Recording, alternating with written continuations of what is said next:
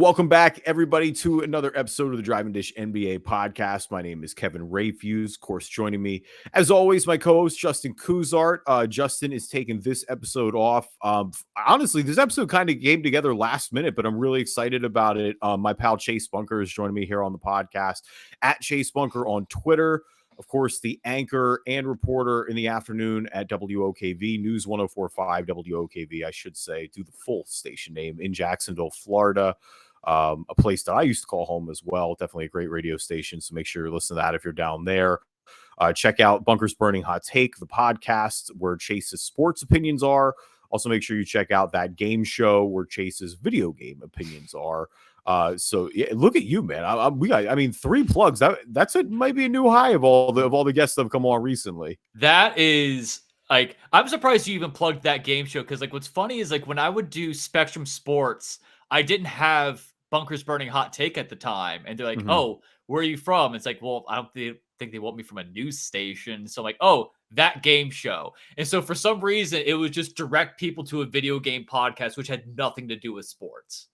Yeah, I mean, it's wherever you are. I mean, and so I'm at the point too where I'm like, hey, whatever. It's like it's 2023. Like I'm just plugging to your Twitter if nothing else comes on. Like, and not everybody needs to have a podcast. Not everybody needs to have a show. It's actually funny you say that, because my sister, I've been doing that game show since 2014, didn't know I had that show.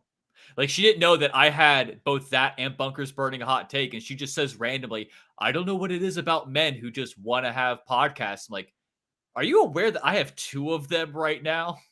Yeah, I love the thing, and it's so crazy because I can't even want to argue it because it definitely kind of is at some points. But I love all the memes that are like, guys, just instead of going to therapy, start podcasts, and I'm like, you're not wrong, especially early on. Like those early episodes were definitely like, you know, they Yeah. were good times though. It Yeah. built a lot of character. If you rocked out with this show for 10 seasons, like you have really seen some. I mean, Justin as a kid. Like that is crazy if you would have thought about this 10 years ago. I also would have never thought, we're not going to go to a full down trip down memory lane, but it's definitely crazy how it turns out sometimes. In a way, we are going to go down a quick trip down memory lane for warm-up jumpers, an unfortunate one, honestly, because we have to look back at the commentary of Jeff Van Gundy because he got fired by ESPN. And JVG is far from the only one to get, like, there were mass layoffs across ESPN and Disney and ABC, and all these are in the same parent company. But most notably Jalen Rose as well as the other notable NBA one, doing in studio hosting, and obviously a lot of other NBA stuff for ESPN. But Jeff Van Gundy has been a part of their marquee matchups, including finals coverage. It's been Mike Breen and Jeff Van Gundy and Mark Jackson. I mean, even recently here with Denver winning the title, and I mean, it's pretty crazy to think about that trio getting broken up. The early reports are that Doris Burke is going to replace him. Obviously, she has already a lot of familiarity with Mike Breen. I do like Doris Burke a lot, but Chase, there's no other way to say it. Like, I know JVG can be a little polarizing at times, but I like his offhanded comments. I think they're endearing. I think that trio has a lot of chemistry, and I'm just, really kind of sad that it ended abruptly like this. Like, I'm glad he got to call the last finals of this Denver-Miami series, but I will miss Jeff Van Gundy. I think that it's definitely a big bummer that he's getting taken off the air here. And more, I'm surprised too. Like, we don't got to get into the politics of it all too, but I feel like what most people watch ESPN for at this point is live sports. So it's like, why do you? I know we're cutting salaries, but it's like, is that the place you want to do it from? Like your premier NBA broadcast? Yeah, that was the one thing that was surprising, is just because the fact that, first off, like, the layoffs are awful because it just comes after the recent college football deals over at ESPN. And also, you just spent a buttload of money on Pat McAfee. And then what do? You just lay off a bunch of people, and not just like a bunch of like minor production people. Like, these are like prominent names, like you mentioned it, like Jeff Van Gundy, Jalen Rose, Keyshawn Johnson, Max Kellerman, like Neil Everett. Like, that's just name a few. Who to replace him? I don't even know who's left anymore, because like you just got an entire morning show. Like, it has to be Doris Burke, because I think she's the only one that's actually employed there.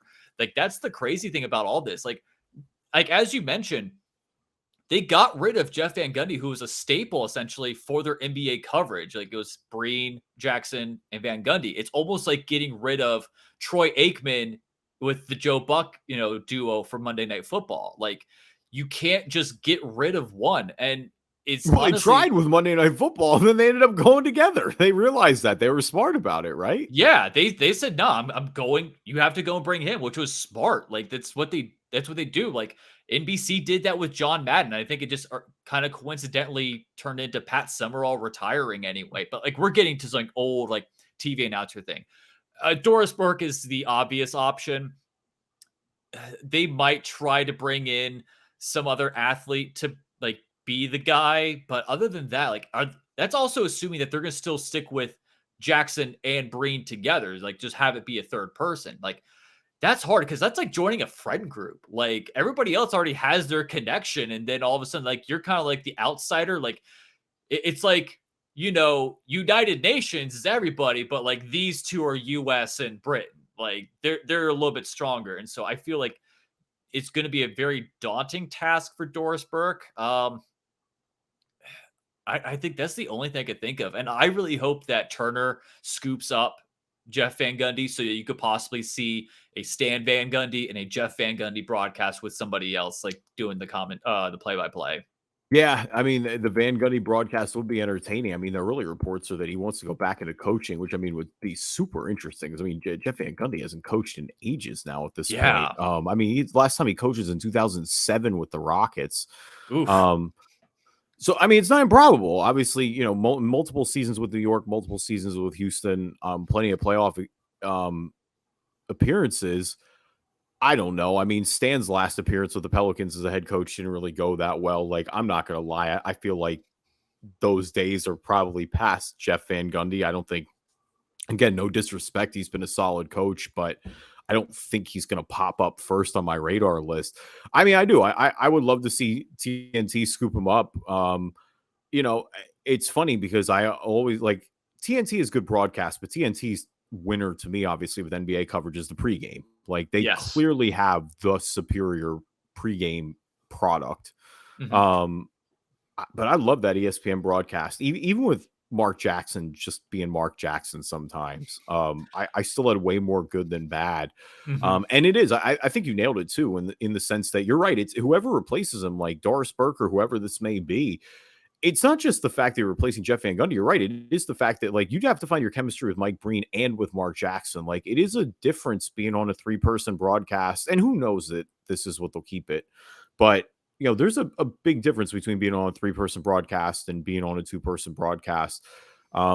It's going to be an important hire. Like there's no way around it. I mean, ESPN will have their pick of the litter, you would imagine, whether they go internal, whether they bring somebody else in, but either way, it definitely a little disappointing there.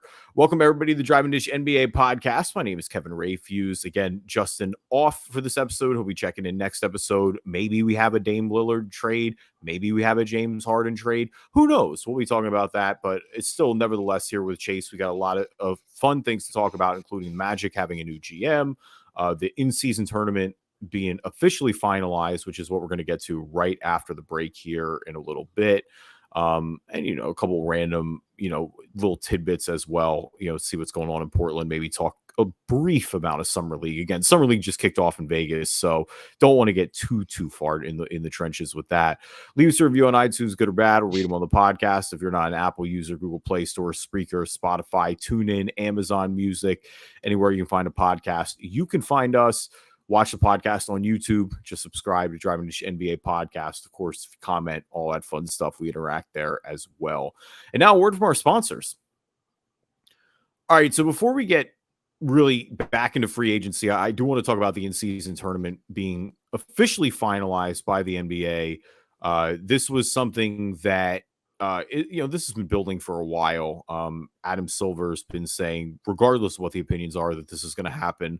And now we've got dates. It's going to be in Vegas on December 7th and 9th. There's going to be group play, more or less. You're going to have, it looks like 6 groups of 5 teams. The teams are going to go into a single elimination tournament then. There will be rewards, of course, if you win the tournament, mostly financial. I know $500K is on the table. Teams that get eliminated early will have extra games. Teams that go further in this regular season or in this in-season tournament, I should say, won't have to play extra. They'll end up playing less. So that is a notable change, but teams will get to the equivalent of 82 games eventually. But yeah, I mean, this is going forward. There's no way around it. This is a pretty seismic shift here to the NBA schedule that's official now. I mean, certainly, again, we talked about it a little bit with the other 4 American sports, the major ones, but they don't have anything like this. Chase, I know you're not super into it, but I've gotten into soccer recently here, and I know with that there are plenty of different tournaments, and so that's one of the bigger changes is that there are multiple things you can win in a year other than just the NBA finals. And so I'll ask you, to that extent, how seriously do you think teams take this tournament? And from a fan perspective, how much do you think people are going to be interested in this tournament? Do you think that this can really take off, or is this just going to flop, do you think, for the NBA? Okay. Ride with me on this one. So first off, I'm also a League of Legends esports fan. So they do something called the Midseason Invitational. So it's kind of something like that as well. So they bring in people from various regions, from like from Asia, Korea, China, North America, and Europe, and they will have like their own little tournament. So I know what you're like kind of talking about when it comes to like soccer, and they do their in season things as well. Yeah, of the 4 like major ones, yeah, this is kind of surprising. I don't know how I feel about this because it's you have to kind of incentivize the players to where it's like, oh, that's actually fairly cool. Now I want to work for that, because it also sounds a little bit like, to quote the movie Semi-Pro, the Flint, Michigan Mega Bowl, where it's like this, hey, this is a game, like we're going to make this big, even though like it doesn't have like as much on the line really. Like you'd rather win the finals than the Flint, Michigan Mega Bowl. But I say all this. We also thought the pitch clock in baseball was kind of a stupid idea. The only reason we put it in there was because, we need to speed this up, but it's a dumb idea. And now it's kind of made baseball significantly better to watch. It's a lot more fun, and people are actually enjoying it. Or let me phrase that. People below the age of 60 are actually enjoying the game of baseball. So I think this could be something to where it's like, we can mock it now and it's like, this isn't going to drive up the popularity, but there's actually a good possibility that like, maybe this does something. And also, it could just like provide a spark for certain teams to where it's like, hey, after the midseason tournament, they've been like, they'll go on a run. I don't know, but I think there is some potential here. Your last point is why I'm bullish on it, and I think this is actually going to work. I think it can spark things for younger guys in that sense if you go on a run and you play some meaningful basketball. And I do think it's just something fun to play for. I feel like it's going to need people to take it seriously. But I do think one team will take it seriously. And I think that's what'll spark other teams to take it seriously. Like, it's not going to replace the prestige of the NBA finals, nor should it. Winning the NBA finals should still be the ultimate goal for every team that sets out here. But I think there can be interest in a midseason tournament. And if you're one of these contenders who, maybe an injury didn't go your way, or, maybe, again, sometimes you just have 2 even teams and it's a bounce away. Like maybe you come home with some hardware. Like that is kind of the bummer with sports, is that it's very difficult to win an NBA title. There are how many franchises that haven't won and how long, some that have never won. Like it is almost a little cruel in a way when you have a season that goes all year to just boil it down to one tournament at the end of the year. Like it just doesn't make it a failure if you don't win the title. And I think this in-season tournament can symbolize that for some teams in a certain way where, it kind of helps you remember some of these other squads where it's like, no, they were really good too. Like just because they're not the Bulls of the 90s or the Warriors of the 2010s, it's like, certain teams are not going to take it seriously. Like there is just the reality. If you're a top dog contender, yeah, you know what? Maybe I don't want to get my guys injured. Like, that's the thing. Like that's the thing as well. It's like, because this was a more of an owner thing. Like the owners wanted this and it wasn't the players. So I wonder, it's like the most powerful player in the NBA is LeBron James. Is LeBron going to rest during this? I think that's the key thing. And that's when you're going to have Adam Silver, like kind of be David Stern and be very strict and say, no, you're playing this. If you are not on the injured list at all, like other than like quote like conditioning or whatever, like then yeah, like you need to be in this. Yeah, I don't think you should force it though. And I'm not even that upset. Like, I would like to see some of the younger guys shine maybe a little bit. Like, this is kind of like the emergence for that. Like, it's got that March Madness feel naturally with single elimination. So, again, it needs somebody to take it seriously. But whatever angle that is from what we got, I feel like there's the possibility. Like, and that to me is like I'm always just more hoops. I like to see the intensity. I think it can become an event for the NBA. I don't know. I enjoy watching the FA Cup in soccer. Again, that's what I go down to. Like, yeah, it's not as cool as winning the NBA or is winning the Premier League, for example. If you know are doing the full soccer analogy, but it doesn't suck if you win the FA Cup either. Like, maybe there are certain teams that just aren't necessarily built to win a 7-game series, but can go on a run. Like, I think of the darlings every year and teams like that they can kind of validate that a little more. Like last year was Sacramento, for example. The year before, I feel like it was Cleveland to an extent. There's always that one team that like just really catches fire. Maybe they're playing well in December and they just are going for it. Like, I don't know. I just feel like this is an entertaining concept. Like, if it flops, it flops. But I don't think the NBA has anything to lose trying this out. I don't think they should force people to play though. Like, if I'm 38-year-old LeBron James, if I'm 38-year-old Chris Paul, if I'm a mega star on, Milwaukee, if I'm on, teams that are just going for it. If I'm Denver and I'm Jokic and I just played an entire NBA finals season last year, like maybe I don't want to play meaningful basketball like that in December. That is the balance you will have to strike, as you alluded to, but I don't know. I'm still pretty high on the idea. I feel like I'm in the minority, but I think people are really going to come around to this. It reminds me of the play-in at first. Like, I think when you get a couple good games, you're going to go, hey, you know what? This is a lot of fun, actually. Yeah, but when you get the bad ones, you're like, yeah, this is why we need to eliminate it. Like, we have that as well. It does, but I think you run that with the finals too every year. Like, I think we can do that. Some objectively, this finals this year kind of stunk. Like, they weren't really that exciting. That happens some years. Well, yeah, that you had the number one overall team beat an 8 seed. Like, yeah, they had a good run, but at the same time, like you have to look at it as like, yeah, the 8 seed showed up essentially. Like that's what it was. You saw the 8 seed be an 8 seed, and you saw the 1 seed be a 1 seed. Who would have thought? I was going to talk Magic and the new GM first, but you kind of transitioned it well to just hit Dame for a little bit.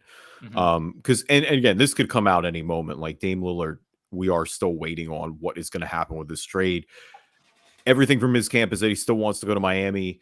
The question is going to be at this point, if he gets traded somewhere else, which the Blazers, to be fair, hinted at one point. Would he report there? I think personally for me, it's situational. I think it just depends on, I don't know, like if Boston takes a swing for Damian Lillard, I think you can convince him. I do. When you look at that core, I say, you know what, you got a real shot to win a title. I think you can play here for a few years. And yeah, it's not Miami. It's not where you wanted to go, but we got you what you wanted, a real chance to contend.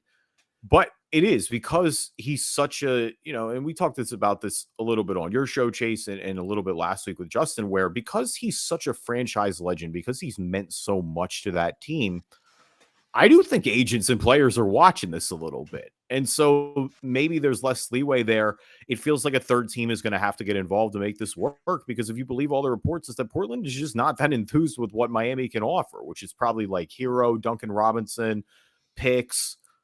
It doesn't seem like they're going to put Caleb Martin in it. They're obviously not putting Bam Adebayo in it. So at that point, yeah, I don't really know how it gets much better if you're Miami. I feel like you're right with it's situational.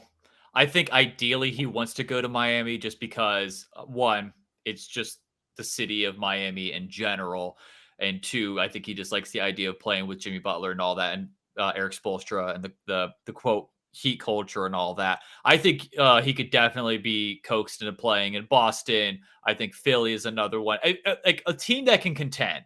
I think that's the thing. If it's like Charlotte or Washington, then no, like he wouldn't do that. Like my thing about it is like, I'm kind of frustrated with his agent because the fact that one, there was no trade clause in negotiations. Why didn't you do that, especially for a superstar like Damian Lillard? Secondly, I'm not a fan of agents calling teams and saying, "Hey, he's not going to be happy. He's not going to be happy." Because let's be honest, agents are shady people. And I feel like if a player goes on to like a TNT or an ESPN, they say, "Hey, I think this player is really great, blah blah blah," and they get hit with tampering fines, I think that's close enough to tampering as well. Like that is essentially him saying, "I wanted to make sure that he goes to Miami and all that stuff." Like, and so it's looking like it's going to be Miami, but like I feel like that's if you're Portland, don't do it. Like, to obviously take the best deal. And it's like, yeah, he's been your guy, but you also have to remember he's your guy, but you also own a franchise. You are a part of a franchise. If you bleep it up, you are gone because of it. So you have to look at what's best for you. Like, do I feel like getting fired today? Not really. It's such a balance, and that's why it's tough, is because it is, because you're not wrong. Everything you're saying about Portland needing to do what's best for their rebuild, and the quickest way to springboard this rebuild, we've been saying, is trade Damian Lillard. Damian Lillard still has a ton of value. If he said, "I'm open for business," virtually every team would come knocking. And there are many, many, many teams that have a better just package of assets that can offer than Miami. Like Miami, like we said, is going to likely have to get a third team involved in this to make this work. But like you can only be so ruthless. That's the thing. Like if this was a regular guy, you could be more ruthless and get away with it. And I do think, again, it is important. As I said, Dame can be talked into certain destinations. I truly believe that. But I don't know if it's his agents and stuff. It is what it is to me. Like I think A, everybody tampers, and B, I think a lot of these teams are just calling his agent straight up and saying, "Yo, what's the deal?" Like if he shows up, like they are trying to gauge how firm he is on a holdout request. Obviously, Portland is going to trade him before the season starts. I'm not worried about that. I still think he ends up in Miami for what it's worth. I do think they're going to try to do right by Dame. I think Scoot Henderson's positive summer league debut probably helps soften the blow a little bit here. But I don't think Portland, like, yeah, if I'm Portland, I'm saying to Miami, like, listen, I don't care how much leverage you got. I need everything still, like, because Miami needs Dame Lillard, I think, as badly as Portland is looking to move on here. Like, this is not, oh, I know Miami just made the finals last year, but they got pretty convincingly beat by Denver, and they lost some guys key guys with that team in the offseason, with Max Strus, with going to Cleveland, Gabe Vincent's obviously going to Lakers. So, like, there's changes there. You're going to lose Hero. You're going to lose Duncan Robinson. Oladipo's hurt, but you've got him out of the mix as well now. Like, but I think obviously that core that trio, I should say, of Dame, Bam, and Jimmy is more than worth going in on.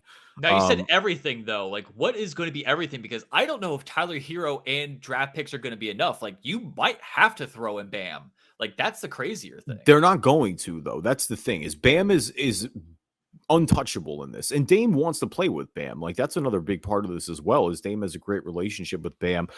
To me, if you trade Bam, this doesn't work. Like, Jimmy and Dame probably isn't enough right now, and both of them are older too, by the way. Like, that does factor in as well. Like, Bam in theory should be in Miami for a while if they decide to keep going for it. I don't know. There are plenty of teams, like, Brooklyn was one of the ones initially offered. Like, obviously, I think they could offer a great package. Philly, they're kind of in the same boat as Miami to me. Maxey is better individually than anybody Miami can offer. Beyond that, though, we start kicking the can way down the road if we're talking picks. And I don't think they have anybody else really there. The interesting other team for me would have been the Clippers, but it doesn't seem like the Clippers are getting in on the sweepstakes, because they do. The Clippers definitely have the depth and less the picks, because they've used obviously a ton to get Kawhi and PG, but they have a lot of good players there, so they could maybe make something happen as well. But when all is said and done, I do think we're talking in circles for him to just be going to Miami. Like, I don't know. They're going to do right by each other is what it sounds like. Yeah, you're right. Like, it seems more and more likely, but I think there might have to be a conversation that you're going to have with Damian Lillard that says, "Hey, this isn't going to be a thing unless but here's another team that's a contender. Like, we know you went to Miami, but I'm not sending you to like Washington or anything like that. Oh yeah, it would be a sin if they sent him to somebody that wasn't serious about contending next year, and nor do I think they would. Mhm. I just I do. I think with somebody like, again, I keep looking at Boston. Like, Boston is ripe to make this move. And if I have Jaylen Brown and I have Jason Tatum still, I'm Damian Lillard. I'm going, you know what? They were just in the finals a few years ago. We got a shot here. I know that I want Miami, but I'm just saying, like, we can definitely make something happen.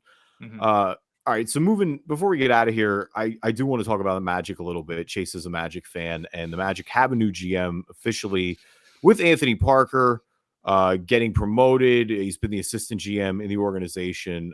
He was 4 seasons as the Lakeland, now Osceola Magic GM from 2017 to 2021. Spent his years as a scout, so this is really quite the rise. I'm going from scout all the way up to GM of the Orlando Magic. John Hammond, currently the GM, is going to transition into a senior advisory role, which we kind of expected. Like, you want somebody on the job to obviously ease him into it. But obviously quite the climb too. I mean, Anthony Parker, continues the trend of former players and management spots here, and as he steps into this role for the Magic. Obviously, this comes post draft, so we can't really, with the Jet Howard pick and the Anthony Black pick, that is the old regime, if you will. But you would imagine that this has been in place for a while. Like, with all this being internal, I don't think there's any big shakeup or surprise here. But I guess, how do you feel about it going forward? Do you think the timing, because they have some big decisions coming up in terms of guards, in terms of just, who they want to really kind of keep around Paulo Banchero and Franz Wagner going forward. What do you think about the timing of this? And do you think, this is a good long-term hire?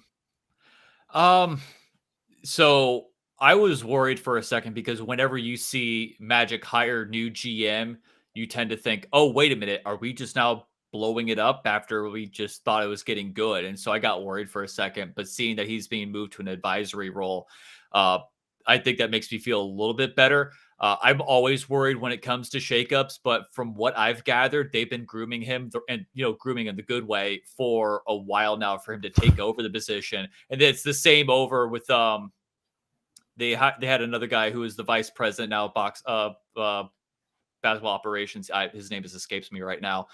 And also I think there's like 3 S's in his last name, so that's just going to trip me Oh, up he's as it Pete is. Alessandro. You could have said Bob. I got the press release. Yeah. I got the press release in front of me. I'm cheating a little bit. Cool. All right, thank you for that. Shows how prepared I am. But I think you're right, because like we're about to head to the next stage of this whole thing where, like, we said this on the show preview for Bunkers Burning Hot Take, which was, this is probably the last draft that the Magic actually care about. Like, we're now moving to the stage of, okay, now we need get good free agents, and so bringing them into there. When it comes to players holding up management positions, I'm a fan of it. We've seen in Phoenix over in with James Jones, he does a great job. And if it wasn't for Matt Ishbia, the new owner, swinging his Richard around, making all these moves behind his back, the depth upon it wouldn't be destroyed. That's not James Jones's fault. Larry Bird, when he was president of basketball operations over in Indiana, you saw a rise in there. Players see talent in other players. Like, here's the funny thing. Like, when it's just like normal sports people talking about players like Michael Beasley, they're like, oh yeah, Michael Beasley, bust, trash, all that. But when players talk about Michael Beasley, you're talking about a guy who gets a bucket. Like, that's a bucket getter right there. Like, they see things that like we technically don't see because they've been on the court. Like, we do a lot of like prognosticating and bloviating about certain things, but like, they've been there and they know what to look for that we just miss. Like, I just had a whole draft thing on, who are the Magic going to draft? And everybody got it wrong. And so like they saw something obviously that we didn't see. There's been countless times that we've seen that. And so Yeah. I tend to trust the player more than I trust the old musty white guy. Yeah, I agree with you to an extent. Because I do think obviously having player perspective is super, and I love the player empowerment. I mean, Landry Fields is GM down in Atlanta too. Like he's another former player, obviously for a while, and recently too. All these guys are Mhm. younger, which is a good trend as well. And I do think to that extent, you're right. They have a pulse on the league. You know, they played it in a modern AAU circuit. They know what it's like to come up and live that lifestyle. I'm not a total full believer in that. I do think you need analytics guys and you need just, people that can maybe take a step away from the court for a second and analyze it from a different eye. Just because I also look at Michael Jordan, for example, who has made some very questionable draft picks over the years and is the best basketball player of all time. Like, sure, he saw a lot of greatness in guys. He also just missed. Like some guys just don't pan out. But no, you're right though, and I'm generally a huge fan of the player empowerment movement. And again, we just talk about rising through the ranks. Like this is ideally what it should be. Anthony Parker is a prime example of that. Like, dude, has been putting his dues in even after his playing career. Like, like we said, going from a scout all the way up to the GM of the organization. Like that's a really, he deserves a lot of credit for that. And I And think also for him, it's not like a Rob Hennigan situation. First off, bleep Rob Hennigan and everything that around him. he It's stinks. he's god awful, trash. Get him out. I care about Fran Vasquez more, but I care about Rob Hennigan. Like the thing is, like Hennigan was given the keys to like everything, whereas it seems like with Hammond in the advisory role, it's like okay, Walker's not going to get everything. He's going to kind of like teach him the ropes. He's going to kind of like not like put him on a leash, but he's just like, hey, you don't want to do this. This is what you should be looking for, and all that. And he's also has Weltman over the president of basketball operations to kind of oversee things. So it's not like he's going to be doing moves behind his back either. Yeah, and having that smooth transition. I mean, like we said, this is all planned. This all being internal. I don't think there are any surprises in here. I'm sure they knew this going into the draft and they had a plan in place. And they're going to make it as easy as possible. Like I don't think the Magic are suddenly about to just massively deviate from their game plan. Like they have decisions to make without a doubt, but we know what the young core is. It's about keeping flexibility. They want to be and like it is for every other franchise that is building like that. Like ideally for them, you want to see them get closer to the play-in game, get some real experience. You want to see your young guys take growth, and you want to potentially just keep your picks, keep your war chest. And if somebody becomes available, somebody becomes available. Like you never know. It can change at any moment. Thank you everybody for listening to this episode of the Driving Dish NBA podcast. Appreciate you guys as always. Thank you to my friend Chase Bunker for coming on. Again, Bunker's Burning Hot Take. WOKV if you're in Jacksonville, that game show. Follow him on Twitter at Chase Bunker. Plenty of great stuff there. You know the drill with the podcast. Find the show anywhere you can find us. Watch the show on YouTube, search Driving Dish NBA podcast. Justin will be back next episode just for a little preview of what's coming up. Again, the free agency market is we're hanging right now. We don't know what's going to happen with Damian Lillard and James Harden, so we'll see what happens on that. If anything changes on that front, obviously we'll be breaking all that down. DeJounte Murray just signed a big extension with Atlanta, so expect that next episode. We're going to talk that Grant Williams trade as well. With Dallas and Boston and San Antonio, get into some summer leagues. So definitely stay tuned for that. And we'll catch you guys next time. Bye.